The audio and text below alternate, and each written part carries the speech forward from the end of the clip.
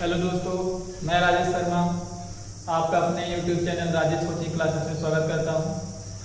हम प्रश्नावली 1.1 के कुछ क्वेश्चन देखे थे पिछले वीडियो में, पार्ट 1 में। आज पार्ट 2 है जिसमें क्वेश्चन 2 है। क्वेश्चन लिखा हुआ है आपके सामने कि दर्शाइए कि कोई भी धनात्मक विषम पूर्णांक 6q+1 6q+3 6q+5 के रूप में होता है। So that any positive odd integer is form of 6q+1 6q+3 6q+5 में होता है। तो हमको इसको सॉल्व करने का आसान तरीका, इसको भी उसी तरीके से करना है जैसे पिछले वीडियो में हमने देखा था। यूक्लिड डिवीजन एल्गोरिथम या कि यूक्लिड विभाजन प्रमेय जो थी, उसी के माध्यम से इसको करना है। करने का वही तरीका है, बस थोड़ा कुछ नया है, थोड़ा बोरिंग लगेगा। तो आप आराम से अगर देखेंगे इसको तो हो सकता है समझ में आ जाए। कोशिश करूंगा आपको समझ में भी आएगा, लेकिन आराम से देखना पड़ेगा। आराम से समझिएगा, थोड़ा बड़ा है लेकिन आसान, ठीक है। अब यहाँ पे ये क्वेश्चन दिया गया है। यूक्लिड डिवीजन एल्गोरिथम के बारे में हमने पहले भी सुना था कि क्या होता है कि यहाँ पे ए होता है, ये बी होता है, ये क्यू होता है और ये आर होता है, ठीक है ना। तो ये जो 6 है, 6 आपका जो है बी है और ये क्यू है जो, तो ये क्यू है, दिख रहा है। तो जब भी यहाँ पे जो नंबर रहेगा, जैसे यहाँ पे 6 है तो ये बी की जगह हम 6 से लिखेंगे। अगर यहाँ पे 4 है तो बी की जगह हम 4 लिखेंगे। और हमेशा आर का जो वैल्यू है, आर का जो वैल्यू है तो वो यहाँ से छोटा आएगा, बी से छोटा आएगा। जैसे कि यहाँ पे 6 है तो यहाँ पे 0 1 2 3 4 5, 6 नहीं होगा, 5 लग जाएगा। अगर मान लीजिए यहाँ पे 5 होता, 6 ना होता, क्या होता, 5 होता, तो यहाँ पे कहाँ तक। हाँ, तो अब इसको हम सॉल्व करते हैं। सबसे पहले हम लिखेंगे माना ए कोई धनात्मक विषम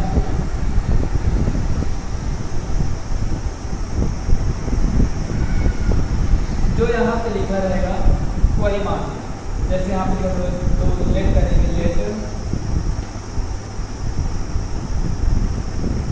ए be any positive odd integer, let कर लिया, मान लिया। अब तथा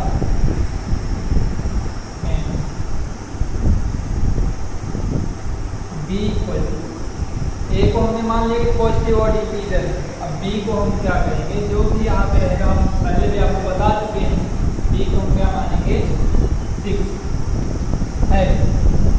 बस जो यहाँ पे रहेगा वही आपका बी कहलाएगा, ठीक है। फिर यूक्लिड विभाजन प्रमेय,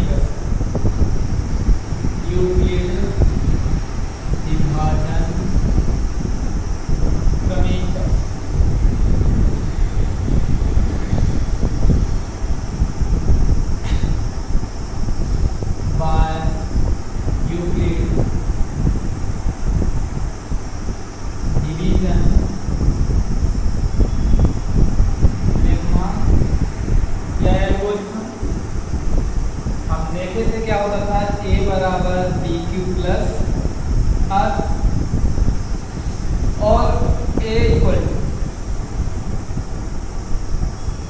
बी हमारा कितना है 6, क्यों आर, जहां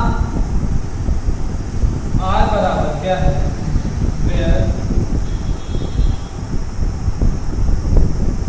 या किसी को हम जहां बोलेंगे आर इक्वल कितना है, हम बताएं अगर यहाँ पे 6 है तो 0 1 2 3 4 5 तक जाएंगे, जितना रहेगा, जो जितना होगा 6 है तो आर इक्वल टू कितना 0 1 2 3 4 5, ठीक है ना। जहाँ आर बराबर इतना है और जो हो बस, तो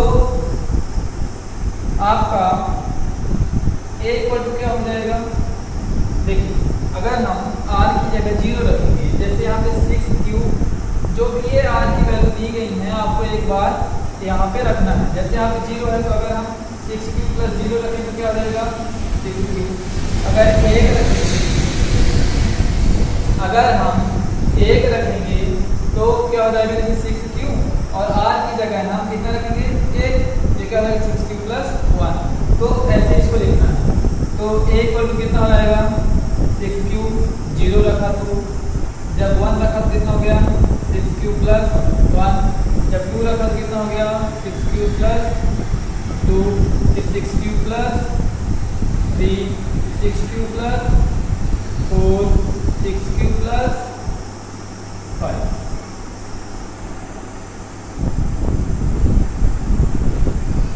है ना, a इक्वल टू आप a की वैल्यू जो है इतनी आ सकते हैं, ठीक है। 6 cube plus 1, 6 cube plus 2, 6 cube plus 3, ये जो r की वैल्यू है आपको यहाँ पे रखना है। और ये कहाँ से आया आपको बता चुके हैं, r का वैल्यू कहाँ से आया वो भी समझ चुके हैं। बस थोड़ा सा यहाँ पे लैंग्वेज है कि जो हमको लिखना पड़ता है, और बाकी सब वही मेथड है जो हमने पिछली वीडियो में देखा था, ठीक है। अब 6 क्यूब प्लस 1, 6 क्यूब ये हो गया, लेकिन हमको बोला क्या गया कि कोई भी धनात्मक विषम पूर्णांक की बात की है, ठीक है ना। मतलब कि odd number, any positive integer odd number, है ना, positive integer odd, positive odd integer. Odd मतलब क्या होता है, जो मतलब इवन ना हो, जो 2 से डिविजिबल ना हो, 2 से विभाजित ना हो, वो क्या कहलाता है ऑड नंबर आता है। तो मतलब कि ये 6 क्यूब प्लस 0, 0 तो 0 आपको क्या कहलाता है इवन नंबर।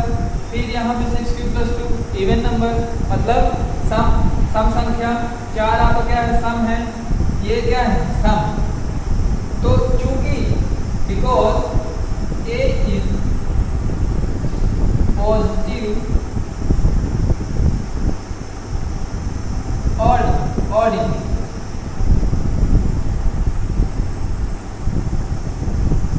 है ना, बिकॉज चूंकि a कोई धनात्मक विषम पूर्णांक है,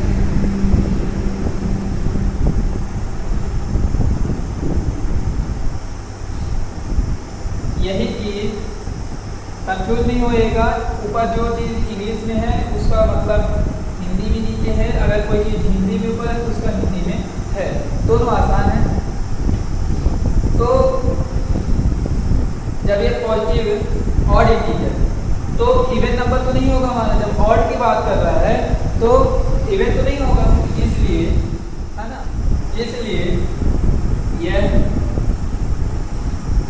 जब विषम की बात हो रही है तो यह 6 क्यूब प्लस 2, 6 क्यूब प्लस 4 के रूप का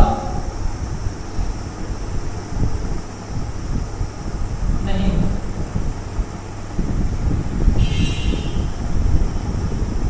क्यों, क्योंकि ये 2 से डिविजिबल है, 2 से विभाजित है।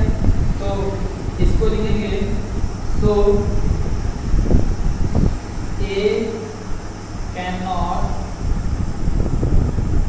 form of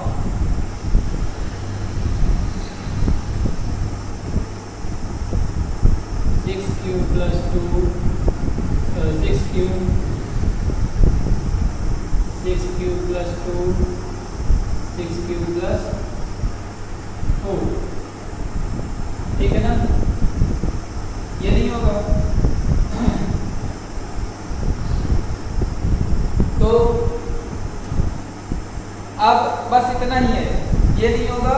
तो अगर कोई भी धनात्मक यहाँ से आपको लिखना आता है, कोई भी धनात्मक ऋणात्मक रूप का हो सकता है, या लिख सकते हैं hence any positive integer is form of इतना, ये इसी को हम लिख सकते हैं।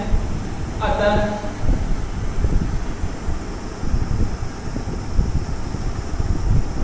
कोई भी धनात्मक जो यहाँ है क्वेश्चन जो है लिखना है विषम पूर्णांक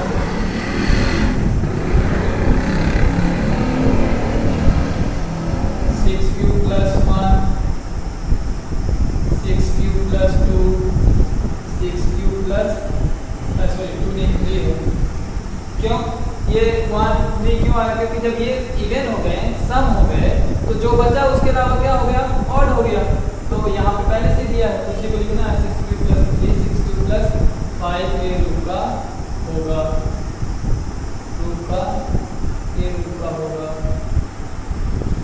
या इसी को हम बोल सकते हैं hence any positive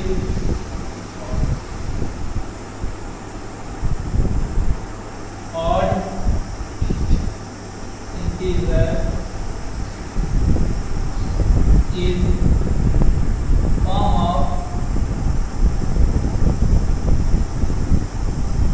6q + 1 6q + 2 and 6q + 5। ठीक है, आराम से समझ में आया होगा। क्या करते हैं कि सबसे पहले जो क्वेश्चन है उसको देखते हैं। जो रहेगा यहाँ पे धनात्मक विषम पूर्णांक है तो आप यहाँ पे मानेंगे धनात्मक विषम पूर्णांक। यहाँ पे अगर एनी पॉजिटिव ऑड इंटीजर है तो आप एनी मानेंगे पॉजिटिव ऑड इंटीजर मानेंगे। माना ए कोई धनात्मक विषम पूर्णांक है, let a be any positive odd integer. फिर जो भी रहेगा q के साथ वो आपका b होगा। b इक्वल टू क्या हो गया? 6q हो गया। फिर यूक्लिड डिवीजन एल्गोरिथम या कि यूक्लिड विभाजन प्रमेयिका से, ये आपको पता है ये। और जो यहाँ पे r का वैल्यू आया है, r का वैल्यू कहाँ से आएगा? यहाँ पे 6 है तो r का वैल्यू 0 से 5 तक जाएगा। अगर यहाँ 4 है तो 3 तक जाएगा, मतलब एक पीछे जाएगा। फिर और तो जो ये वैल्यू है r की उनको आपको यहाँ पे रखना है बस, और इसको सॉल्व कर देना। फिर इसके बाद बस यही। अब देखिए अब थोड़ा सा इसी से मिलता जुलता जो है एग्जाम्पल 3 है, यानी उदाहरण 3 है। इसमें क्या है कि दर्शाइए कि कोई भी धनात्मक विषम पूर्णांक चाहे q + 1 चाहे q + 3 इसके रूप का होता है ना। So that any positive odd integer is 6q + odd integer है, odd integer is form of ये। तो इसमें भी वही करना है। मान लीजिए कि माना ए कोई धनात्मक विषम पूर्णांक, let a be any positive odd integer. ठीक है, अब यहाँ पे देखो 6 था तो हम 6 लिए थे b बराबर, यहाँ पे क्या 4 है तो यहाँ पे b बराबर कितना लेंगे 4। फिर यूक्लिड डिवीजन एल्गोरिथम या कि यूक्लिड विभाजन प्रमेयिका से a = b + r ये आपको याद हो चुका होगा। अब b की जगह क्या है 4 है तो यहाँ पे हम क्या लिख देंगे 4।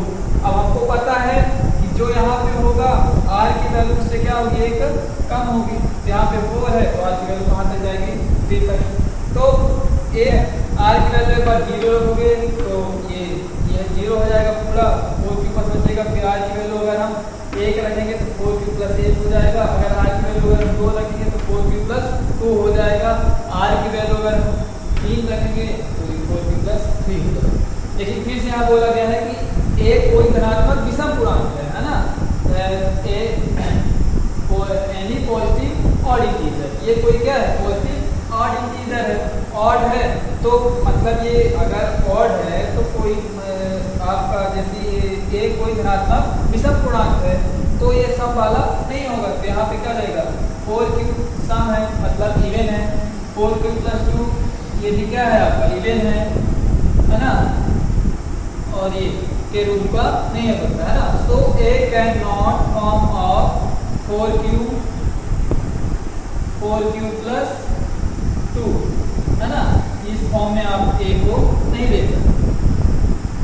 अतः कोई भी धनात्मक विषम पूर्णांक 4q + 1 और 4q + 3 के रूप का होगा है ना। Hence any positive odd integer is form of 4q + 1 और 4q + 3 एक फॉर्म में 4। बस सेम है, दोबारा समझ में आ गया। अब हम एक्सरसाइज 1.1 का तीसरा क्वेश्चन देखेंगे। तीसरा क्वेश्चन बड़ा है तो बोर्ड में लिख सकते हो, तो आपको दिखाई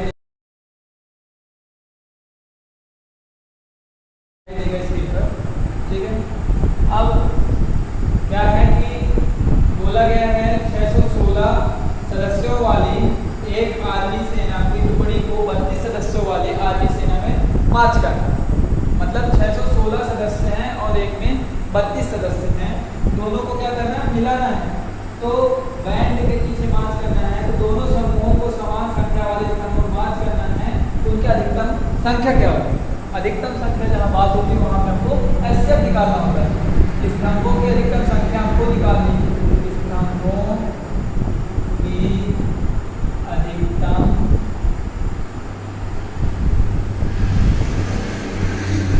संख्या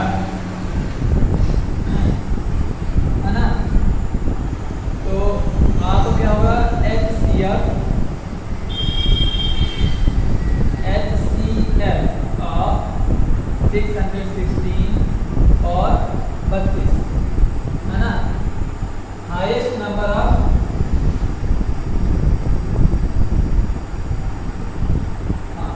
मैक्सिमम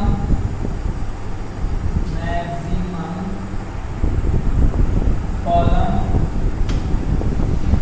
मैक्सिमम कॉलम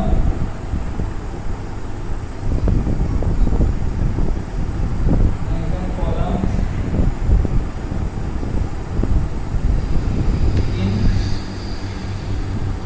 रो आपको बताना। तो हम यहाँ पे लिख देंगे एचसीएफ ऑफ 616। ये तो सेम उसी तरह हो गया कि यहाँ पे मान लेंगे, माना A बराबर अब कितना है 616, B बराबर कितना है 32। लेट A इक्वल टू कितना, B इक्वल टू है वही यूक्लिड विभाजन प्रमेय का, यूक्लिड विभाजन प्रमेयिका से, ये बाय यूक्लिड डिवीजन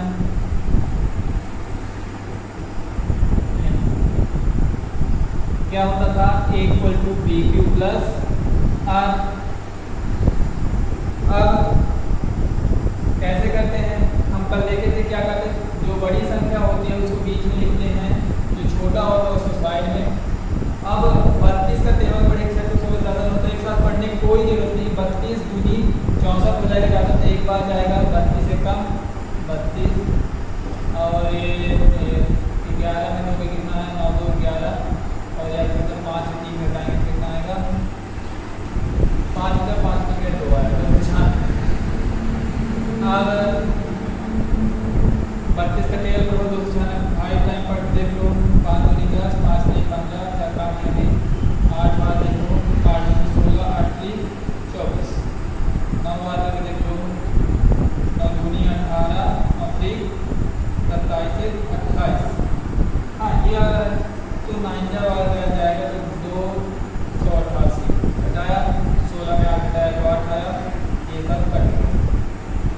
अब इसको कैसे लिखेंगे, क्या करेंगे, जो बीच का होता है ये होता है, तो 616 इक्वल टू बी कितना है 32, क्यों कितना है 19, आर कितना है आपका, जो नीचे आता है आर क्या है, आर कितना है 8, जहाँ where r does not equal to 0।